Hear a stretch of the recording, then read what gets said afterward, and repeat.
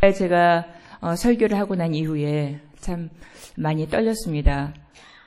지난주에 말에 대한 설교를 했는데 그리고 또 오늘 이렇게 기회가 주어져서 말에 대한 설교를 또다시 하게 되었는데, 지난주에 제가 그 고양이의 꼬리를 잡은 줄 알았더니 그 공룡 꼬리를 밟았더라고요.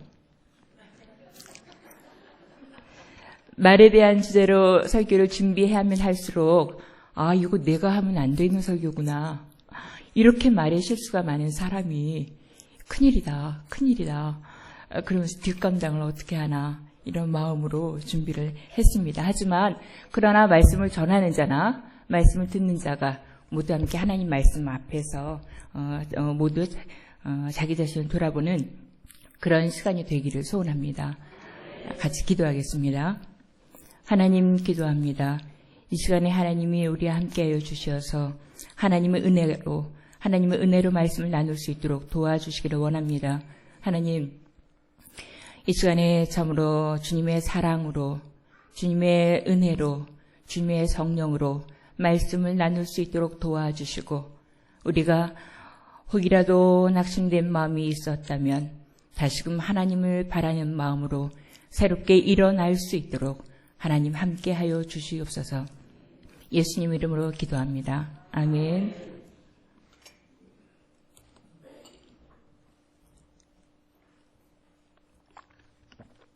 지난 수요일에 말조심이라는 제목으로 말씀을 전하였습니다. 교회 안에서 흔히 일어날 수 있는 실수들 중에 말에 관한 것이었는데, 남을 비방하지 말고 허물은 덮어주자, 그런 내용의 말씀이었습니다. 비방이 얼마나 나쁜 것인지, 그 근원이 어디에 있는 것인지, 거기에 대해 성경은 무엇라 평가를 내리는지 성경의 여러 구절들을 찾아가면서 살펴보았습니다.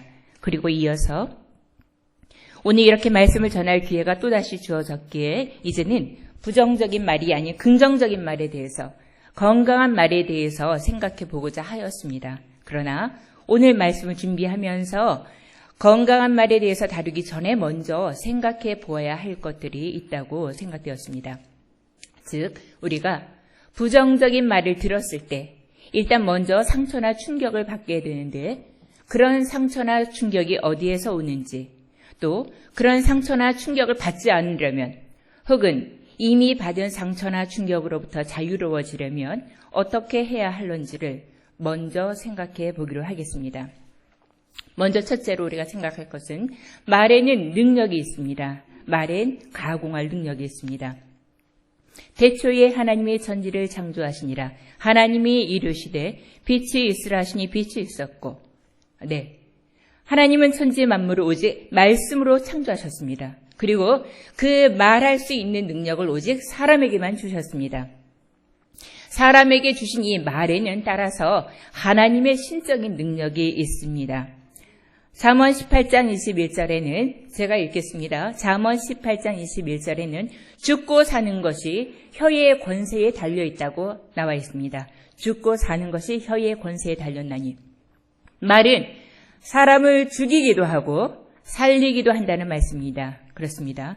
말에는 생명력이 있어서 된다 자꾸 말하면 실제로 되고, 안 될 거야, 안 되겠어, 되겠어, 그게 안 된다 하면 안 됩니다. 또한 이 말에는 엄청난 파괴력이 있습니다. 생명력뿐만 아니라 파괴력이 있어서 사람을 죽이기도 하고 관계를 파괴하기도 합니다.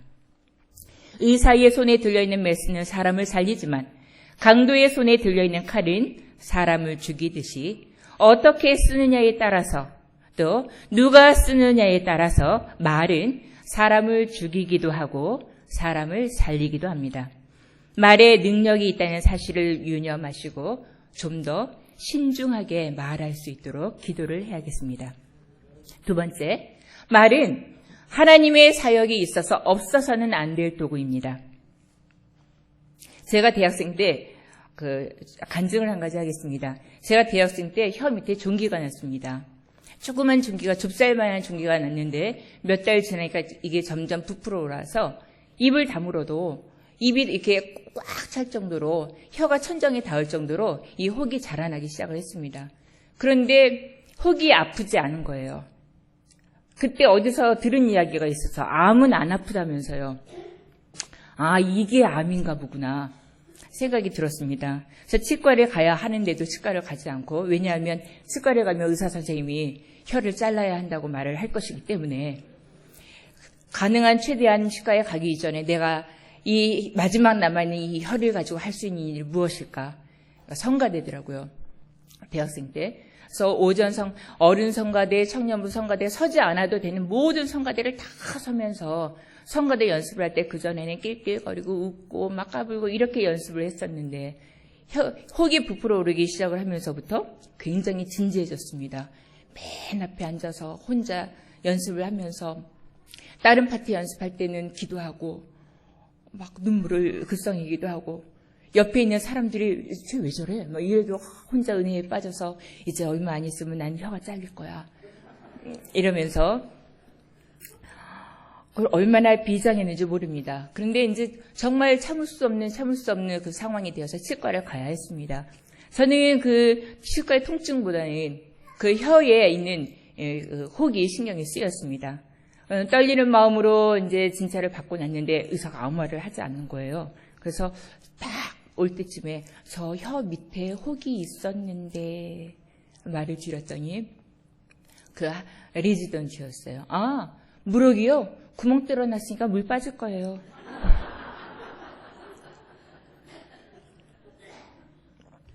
너무 허무하게 끝나버리는 사건이었는데 돌아오면서 그 다음부터 진짜 그 혹이 또 혹시 부풀어 오르면 말씀하세요. 또 뚫어드릴게요. 막 허탈감이 밀려오면서 혀를 안 자른단 말이야? 막 그러면서 돌아왔죠. 돌아오면서 너무 이상해. 저는 실제로 정말 제 혀를 자르는 줄 알았거든요.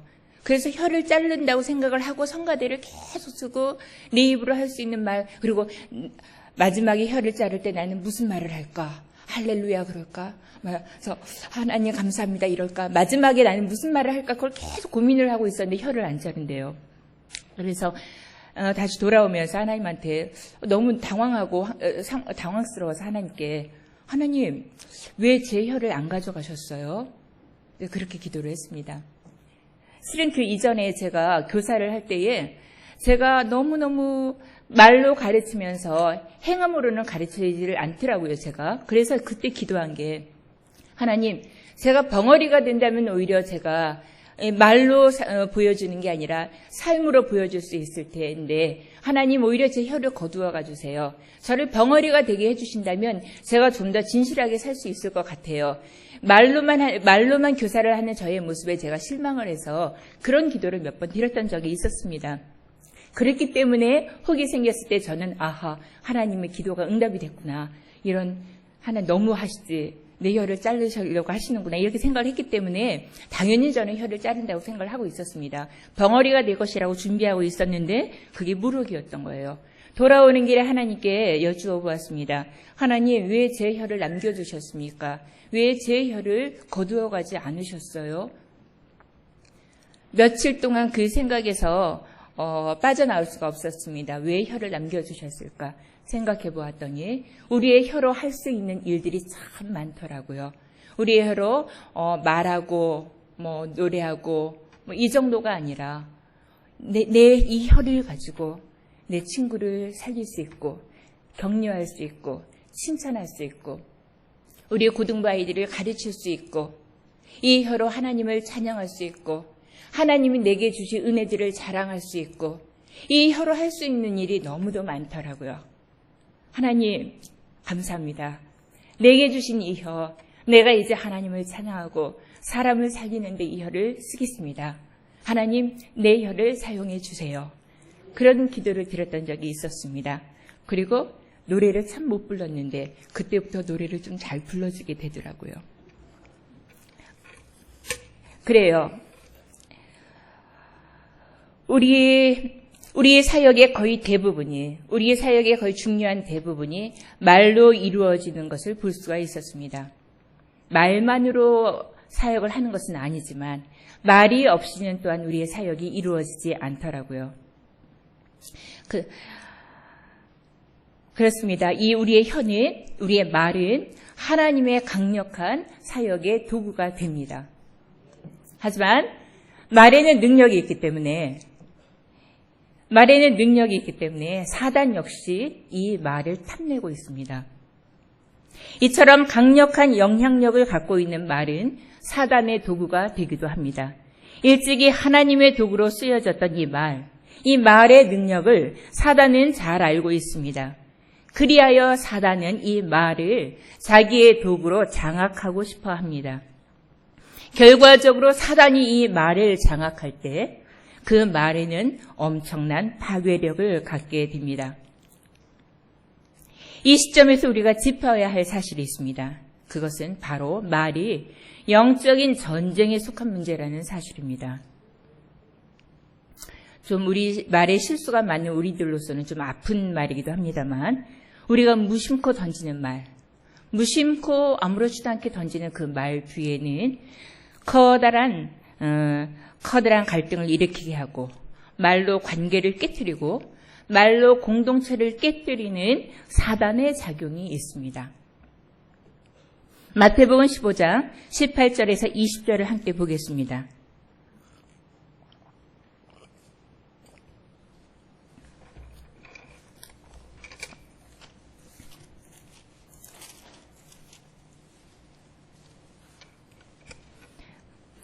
마태복음 15장 18절에서 20절 말씀입니다. 다 같이 읽겠습니다. 입에서 나오는 것들은 마음에서 나오나니 이것이야말로 사람을 더럽게 하느니라. 마음에서 나오는 것은 악한 생각과 살인과 간음과 음란과 도둑질과 거짓 증언과 비방이니 이런 것들이 사람을 더럽게 하는 것이요 씻지 않은 손으로 먹는 것은 사람을 더럽게 하지 못하느니라. 아멘. 예, 여기 악한 생각과 그리고 비방도 말씀하고 있습니다. 모든 악한 것들이 마음속에 있다고 합니다. 즉 우리가 입으로 내뱉는 모든 어리석은 말들의 근원은 마음에 있다는 것입니다. 그렇기 때문에 우리의 말 자체를 살피기 이전에 우리의 마음을 살펴야 하는 것입니다. 그래서 우리의 언어 습관을 바꾸기 위해서는 정확하게 말하는 법을 배우고 표현을 바꾸고 말하는 기술이나 요령을 익히고 그런 걸 하기 이전에 먼저 우리의 마음과 영혼을 살펴야 하는 것입니다. 내 안의 주인이 누구인지, 내가 지금 누구의 영향을 받고 있는지 그것을 먼저 점검을 해야 합니다. 지금까지 말에는 영향력이 있다. 그래서 하나님의 사역에 강력한 도구로 쓰임받는다. 또한 사단의 도구로도 쓰임을 받을 수 있다는 사실을 말씀드렸습니다. 자, 우리는 말을 할 때 영적인 전쟁에 임하는 것과 마찬가지입니다. 이 영적인 전쟁에서 우리의 할 일을 점검해 봅시다. 먼저 우리가 부정적인 말을 들었을 때, 그리고 상처되는 말을 들었을 때, 그때 그 말에 직접적으로 반응을 하시기 이전에 먼저 우리의 싸움의 실체를 먼저 아셔야 합니다. 먼저 우리 싸움의 실체를 압시다. 우리의 싸움의 대상은 그 사람이 아닙니다. 이 전쟁의 주체는 그 사람, 나를 상처 주고 나의 억울한 말을 퍼뜨리고 나를 괴롭게 하는 말을 하는 그 사람이 나의 싸움의 대상이 아니고 이 전쟁의 주체가 아닙니다. 이 전쟁의 주체는 누굴까요? 사단입니다. 마귀로부터 온 전쟁입니다. 우리가 말로 인해서 괴로움을 당할 때, 말로 인해서 내가 원치 않는 그런 상황에 빠져 들어갈 때 우리가 보아야 될 것은 그 사람이 아니라 이러한 상황이 일어나게끔 뒤에서, 배후에서 조종하고 있는 영적인 세력, 사단을 기억해야 합니다. 에베소서 6장 12절 말씀을 제가 읽어드리겠습니다. 우리의 씨름은 혈과 육을 상대하는 것이 아니오 통치자들과 권세들과 이 어둠의 세상 주관자들과 하늘에 있는 악의 영들을 상대함이라. 네, 우리의 싸움은 혈과 육을 가진 그 사람, 나와 동일한 수준에 있는 그 친구, 그 사람이 나의 싸움의 상대가 아니라는 겁니다. 이 어둠의 세상 주관자들, 하늘에 있는 악의 영들이라는 겁니다. 부정적인 말을 들었을 때, 아니, 당신 어쩜 나한테 그런 말을 할 수가 있어? 그러면서 그 사람을 향해 불쾌해하고 화를 내고 그 사람이 그 말로 인해 상처를 받고 괴로워하기 전에 먼저 잠깐 생각을 해 봅시다. 예. 그리고 그런 경우에 그 시험에 빠지지 않을 수 있는 비결이 있습니다. 그 부정적인 말을 들었을 때 시험에 들지 않는 비결은 두 번째. 그 말을 한 주체가 그 사람이 아니라 그 말을 나로 하여금 듣게 한 주체가 사단이 그 사람을 통해서 나를 공격을 했든 어쨌든 결과적으로 이 모든 말들은 하나님이 나에게 듣게 하신 거다라고 생각을 해야 한다는 것입니다. 내가 감당하기 어려운 부정적인 이야기가 나에게 들려올 때, 혹 누군가 나에게 말을 할 때 그 말에 사로잡히지 마십시오. 그 말을 한 사람에 대한 부정적인 감정, 그 말에 대한 나의 부정적인 감정에 사로잡히지 마십시오. 한 발짝 물러나셔서 사단이 지금 움직이고 있구나 생각하시고, 그리고 또 한 발짝 더 물러나셔서 하나님이 지금 나로 이 이야기를 듣게 하시는구나, 그렇게 생각을 하셔야 됩니다. 어떤 경우에는 그 말이 사실일 수도 있습니다. 사실일 수 있습니다. 맞아. 내가 그 말을 들어 싸지. 맞아, 다 사실이야. 내가 오죽하면 나에 대해서 그런 말을 하겠어. 맞아. 이건 내 문제야. 네, 때로는 들리는 말들이 사실일 수 있습니다. 그런데 사실을 그 상대방의 사랑으로 얘기를 해주면 상처가 안 되지만 또 공격하는 말로 하면 상처가 되기는 되지요. 어찌되었든 그 말이 사실일 때는 사실로 인정을 하고, 그리고 나의 잘못과 허물은 하나님 앞에 회개를 하십시오. 그리고 하나님이 지금 저 사람을 통해서, 저희를 통해서 나를 가르치시는구나, 그렇게 감사를 하십시오. 그러나 어떤 경우에는 그 말이 전혀 사실 무근일 때가 있습니다.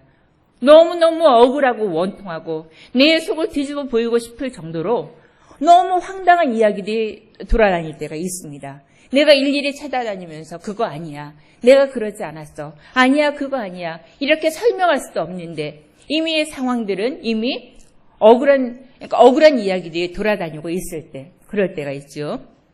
그럴 때조차도 한 발짝 물러나십시오. 지금 이 얘기를 듣게 하시는 분은 하나님이셔. 이 너무너무 억울하고 황당한 이야기일지라도 이 이야기를 듣게 하시는 분은 하나님이실지도 몰라.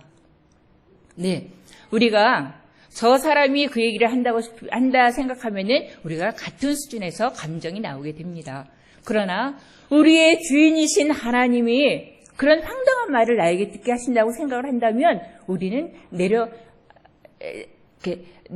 하나님의 주권을 인정하기 때문에, 하나님이 나에게 그 이야기를 듣게 하신다면 그러면 나는 마땅히 들어야 돼. 아마 들을 수밖에 없는 어떤 이유가 있을 거야. 그렇게 한 발짝 물러나게 되고, 그리고 우리는 부정적인 감정에 시달리지 않을 수 있게 됩니다.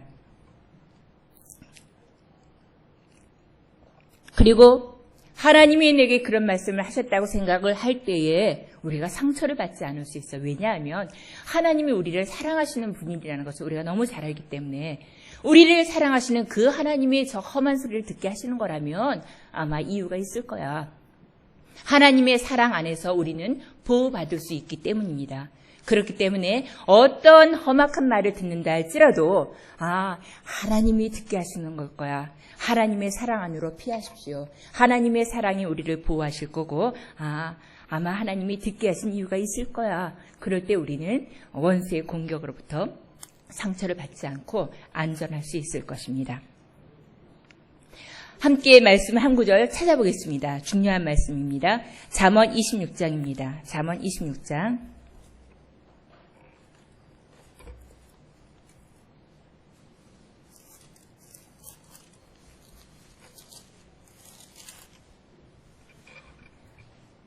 잠언 26장 2절 말씀입니다. 같이 한번 읽어보겠습니다. 잠언 26장 2절입니다. 같이 읽겠습니다. 까닭 없는 저주는 참새가 떠도는 것과 제비가 날아가는 것 같이 이루어지지 아니하느니라. 네.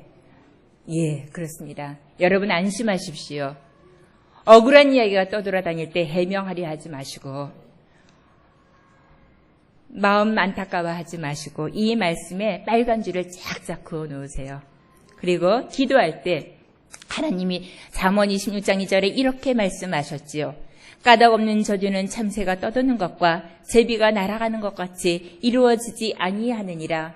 하나님, 지금 나에 대한 부정적인 말들이 돌아다니는데 하나님 이 말이 하나도 이루어지지 않을 것을 내가 믿습니다. 모든 부정적인 말의 영향력을 여러분의 기도 가운데 끊으십시오. 하나님, 내 주변에 돌아다니는 또 나에 대한 말이 아닐지라도 다른 사람에 대한 말일지라도 내 귀에 다른 사람들에 대한 부정적인 말들이 돌아다녀서 그 사람이 상처를 받을 것 같아요. 그러면 여러분의 기도 시간에 기도해 주십시오. 하나님, 그 말의 부정적인 영향력이 그 사람에게 다가가지 못하도록 그 말의 부정적인 영향력들을 끊어 주십시오. 우리 교회 안에 부정적인 말들이 돌아다니는 걸 우리가 듣게 된다면 그 말에 대해서도 아우 정말 그랬대 이렇게 맞장구 치지 마시고 같이 그 부정적인 말들을 같이 나누지 마시고 퍼뜨리지 마시고 들은 순간에 기도하시면서 하나님 이 부정적인 말이 우리 교회에 하나도 이루어지지 아니하게 하여 주시옵소서. 그 모든 부정적인 말의 영향력을 끊으십시오. 그리고 그 부정적인 말을 두려워하지 마십시오. 그 두려운 부정적인 말이 주는 두려움으로부터 자유하십시오. 성경에 분명히 까닭 없는 저주는 이루어지지 않는다고 말씀하셨기 때문입니다. 그리고 하나님의 사랑 안에 피신하십시오. 하나님, 나를 사랑하시는 하나님께서 이 상황을 해결해 주실 거라고 하나님을 신뢰하십시오. 부정적인 말은 사단으로부터 올 수 있는데 그 말에 감정으로 반응하지 말자는 겁니다. 우리의 모든 부정적인 말에 영적인 배우가 있다는 것을 보시고 그 사람이나 그 말에 좌우되지 마시고 영적인 배우를 파악하시고 그리고 하나님을 기억하시고 그리고 기도하자는 말입니다. 그럴 때 우리는 그 부정적인 말에 상처를 받지 않고 흔들리지 않고 자유할 수 있을 것입니다. 오늘 본문을 생각해 보기로 하겠습니다. 다윗 이야기였습니다. 다윗의 생애에는 참으로 어려운 일들이 많았습니다. 먼저 그는 장인이었던 사울 왕으로부터 평생 그 사울 장인이 돌아가실 때까지 피해 다니는 삶을 살아야 했습니다. 결혼을 했어도 아내와 함께 살 수 없었고 도망자 신세였습니다. 그리고 이제 사울이 죽고 다윗이 왕이 되어서 이제 노년이 되어서는 우리가 읽은 본문 말씀처럼 다윗의 아들 압살롬이 반역을 일으켰습니다. 그래서 이제 노년에는 아들을 피해 도망쳐야 하는 신세가 되었습니다. 반역을 일으킨 사람이 다른 누구도 아닌 아들이기 때문에 차마 맞서 싸울 수 없어서 성급히 도망을 칩니다. 아들로부터 도망을 치는 늙은 왕. 얼마나 안타까운 상황입니까? 그런데 마치 이 상처에 소금이라도 뿌리는 듯이 이 도망을 치는 다윗 앞에 어디서 듣지도 보지도 못한 어떤 사람이 나타납니다. 바로 시므이라는 사람이었습니다. 그는 사울의 친척입니다. 아마도 그 시므이는 다윗을 사울의 원수라고 생각하고 있었던 것 같습니다. 그러니까 사울의 원수니까 사울의 친척이었던 이 사람은 사울의 원수인 다윗이 자기의 원수가 되는 거예요. 그래서 그는 도망치는 다윗이 다시는 왕궁으로 돌아오지 못하리라고 생각하고 다윗을 향해 저주를 퍼붓습니다. 오늘 우리가 함께 읽었던 본문 말씀인데요. 사무엘하 16장 7절 8절 같이 한번 읽어볼까요? 사무엘하 16장 7절에서 8절 여러분이 한 목소리를 읽어주시기 바랍니다. 시작.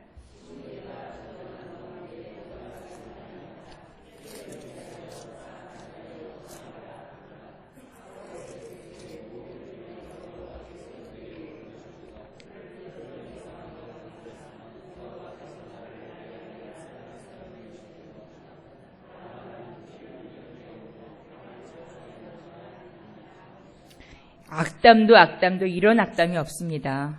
도망치는 다윗을 향해 일부러 찾아 나온 거예요. 일부러 도망치는 다윗을 찾아와서 던지는 말이 제가 다른 말로 바꾸어서 읽어드립니다. 제 말이 아닙니다. 시므이의 말입니다. 너무 말이 험해서 꺼져라 이 살인자야. 꺼져라 이 불안당 같은 놈아. 사울 일족을 죽이고 나라를 빼앗은 놈. 그 원수를 갚으시려고 이제 하나님이 이 나라를 네 손에서 빼앗아 네 아들 압살롬의 손에 넘겨주신 것이다. 이 살인자야. 네가 이제 죄 없는 사람 죽인 죄를 받는 줄이나 알아라. 도망치는 사람을 향해서 이 시므이라는 사람이 그래도 왕이었는데 그리고 지금도 왕인데 왕을 향해서 꺼져라 이 살인자야. 꺼져라 이 불안당 같은 놈아. 엄청난 악담을 하고 있는 겁니다. 다윗 옆에서 이 소리를 다 듣고 있던 부하 아비새가 너무도 황당했습니다. 다윗은 다윗 둘째 치고라도 그 옆에 있던 신하가 황당해서 이렇게 말합니다. 임금님, 명령만 내려주십시오. 네, 당장 달려가서 저놈의 목을 베어갖고 오겠습니다. 명령만 내려주세요. 부글부글 끓어오르는 그 아비새를 향해서 다윗이 무엇라고 말합니까? 10절에서 12절을 함께 읽어보겠습니다. 왕이 이르되 수르야의 아들